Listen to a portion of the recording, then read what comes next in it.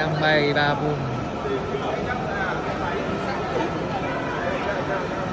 Ơi,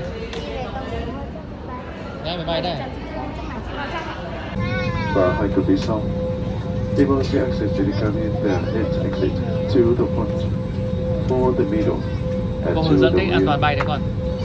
Để thoát hiểm, trong trường hợp thoát hiểm, hệ thống đèn chỉ lối thoát hiểm sẽ dẫn quý khách đến khu vực cửa thoát hiểm. Emergency lights in case of evacuation. Emergency lights will illuminate to guide you to emergency exit.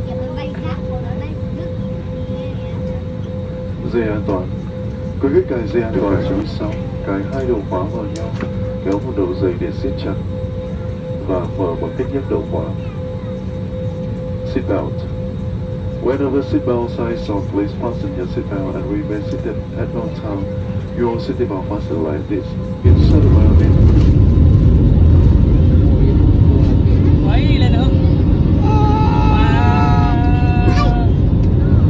Bay chưa? Bay rồi đây. Cao chưa? Đang lên cao rồi. Lên chưa không? Mình bay cao chưa? Bay xuyên qua ngôi nhà. Còn cái cao chưa không? Bay lên đám mây à? Còn lên đám mây kia không? Gì ấy? Cắt chạy mà. Cao chưa? Không nhìn thấy không? Bố ba sao mà đỉnh đám mây? Tắt đi. Đẹp chưa? Cảnh đẹp chưa? Thế chưa bố bảo là vẫn ở trên đám mây mà. Nếu mà có thể là bố nhích cao đi một tí.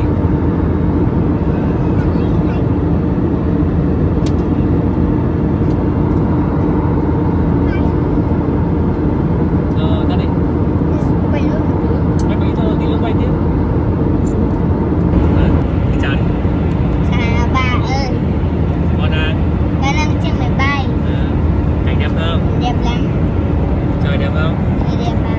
Trời trong xanh lắm. Sông xanh nữa. Cái này bà con đang ở trên máy bay ấy. Được rồi, tắt đi.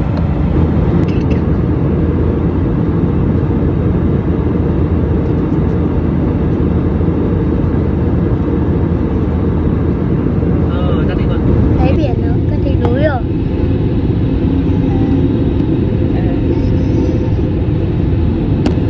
Thế này đầu tiên để một kéo trên. Nhưng mà kéo đấy. Đúng rồi đấy con. Vâng, bay qua núi làm gì đây bố?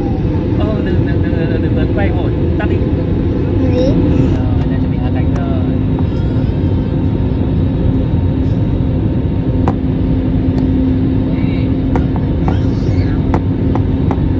Kìa đường băng kìa, đường băng kìa. Nhìn thấy chưa? Thấy đường băng rồi.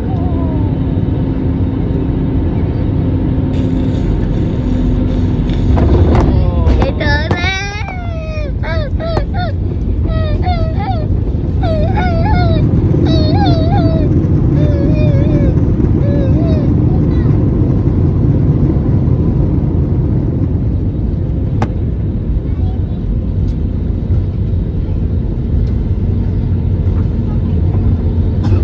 Thấp xuống một tí.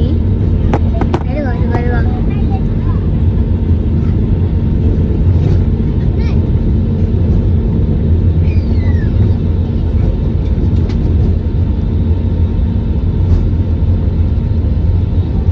Sao mà tắt đi Hương ơi? Khi nào bây giờ chỉ tắt. Thôi mình sắp dừng rồi, đừng quay nhiều quá. Mình hạ cánh thôi mà. Tắt đi.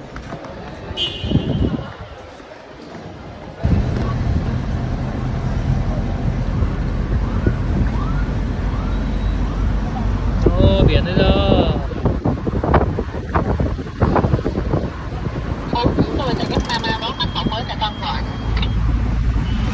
Thế nào em phải làm chuyến xuyên Việt, lái xe từ Hà Nội vào đây.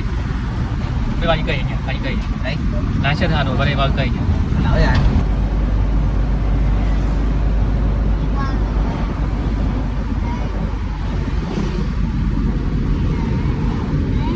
Thế mày thấy vẫn ít người tắm nhỉ? Kìa, tắm kìa. Alo.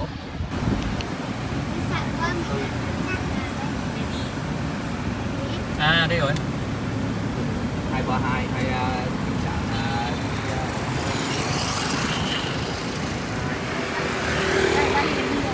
Paris.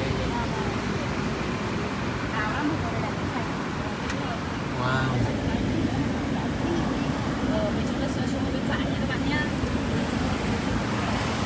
Wow, chào mừng đến khách sạn.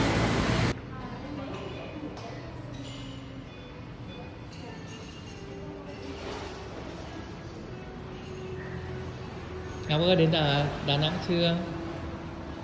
Đến khách sạn chưa? Đã chào thế?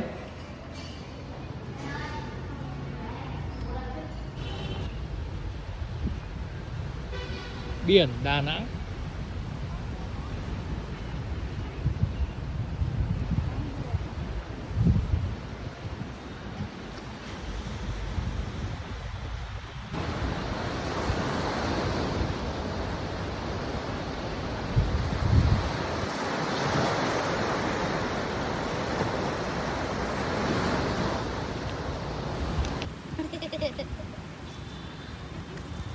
Đi. Rồi. Wow. Wow. Cả mì và mẹ sáng nay có ăn mì này nữa. Ăn búp bê con. Mẹ cái chép ở đây. Tôi xem ở đây rồi xem ở nào. Kêu gì? Mì đây. Mẹ ơi.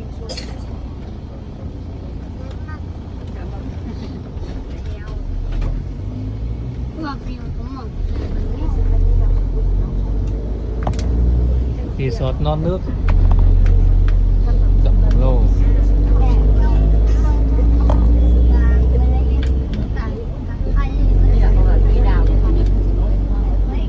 Media Đà Nẵng. Tự như cái mức đạo Xuân Tà có một cái đỉnh gọi là đỉnh Bằng Sơn, nhưng trên đó chỉ có một vị tiên, còn dưới này có hai vị tiên, nhưng mình có thể chụp hình với các vị tiên. Là tuổi đó. Không thì là một ngày lát mình cũng đẹp, không một ơi khách, có một người. Ăn luôn này chị. Ô, bán luôn à?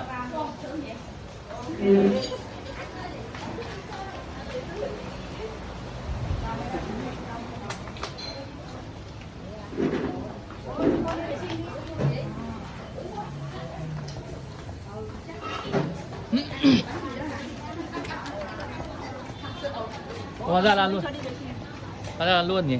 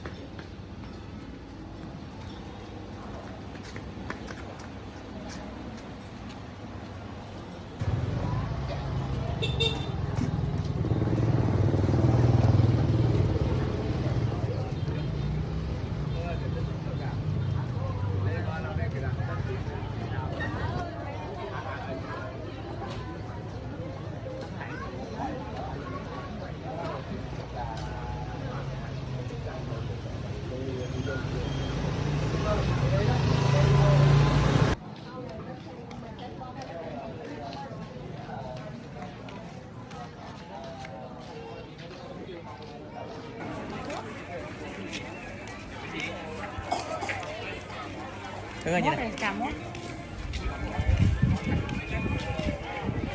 Quay được không à?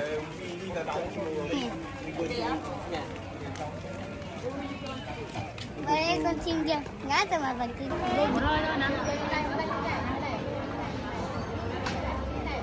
Cô chụp ảnh cho này nè.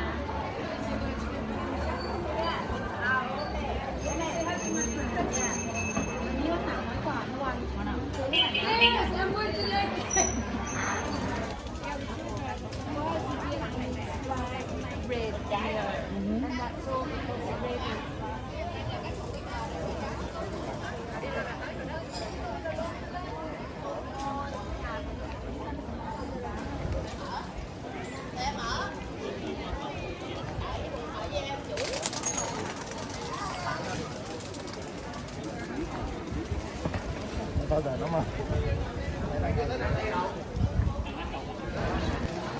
Ngọc làm gì?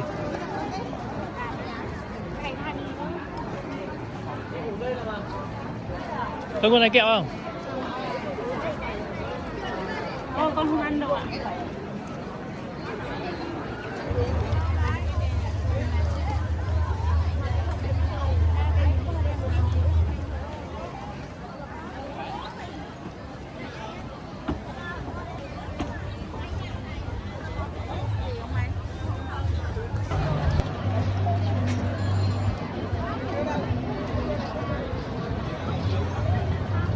Nhiều người xuống liên tục kẹo. Ôi đừng trèo cao quá ngã đấy con.